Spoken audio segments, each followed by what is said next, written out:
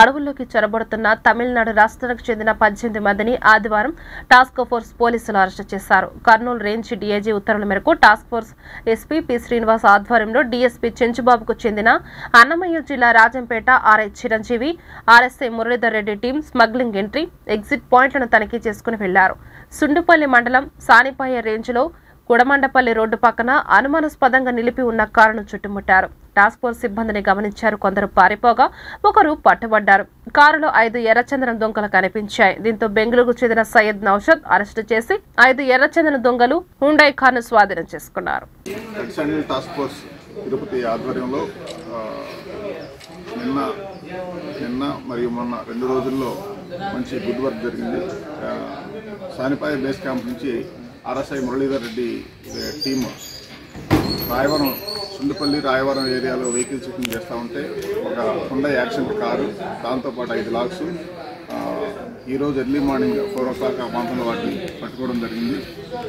దానికి సంబంధించి నౌషాద్ అనే వ్యక్తిని అరెస్ట్ చేసి ఆ లాక్స్ వెహికల్ సీజ్ చేయడం జరిగింది. దానికి సంబంధించినటువంటి కూలీల గురించి కేసు దర్యాప్తు చేస్తున్నారు ఎస్ఐ రఫీ. అలాగే ఆర్ఎస్ఐ విష్ణు ఫారెస్ట్ పుట్టంగిమడుగు అనే ఏరియాలో ఒక ఎక్యూజ్ని పట్టుకొని, తమిళ కూలీని పట్టుకొని ఆయన దగ్గర నుంచి 5 లాక్స్ సీజ్ చేయడం జరిగింది. అక్కడ అతనితో పాటు మిగతా ఉన్నటువంటి ఒక 6 మంది కూలీలు పారిపోయారు.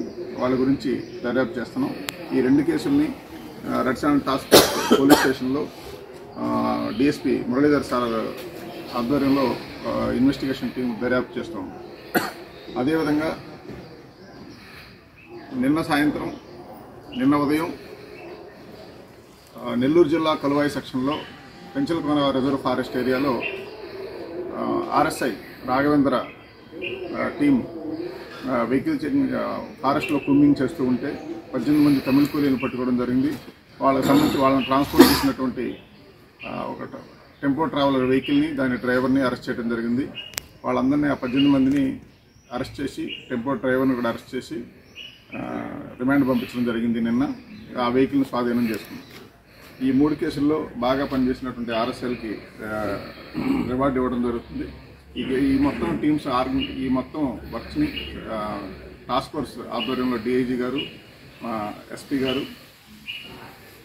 పి శ్రీనివాస్ సార్ వాళ్ళ ఆధ్వర్యంలో ఈ టీమ్స్ అన్నీ పకడ్బందీగా ప్లాన్ చేసి ఇంటెలిజెన్స్ బేస్డ్గా రైడ్ చేయడం వల్ల ఈ మంచి విజయాలు పొందడం జరిగింది.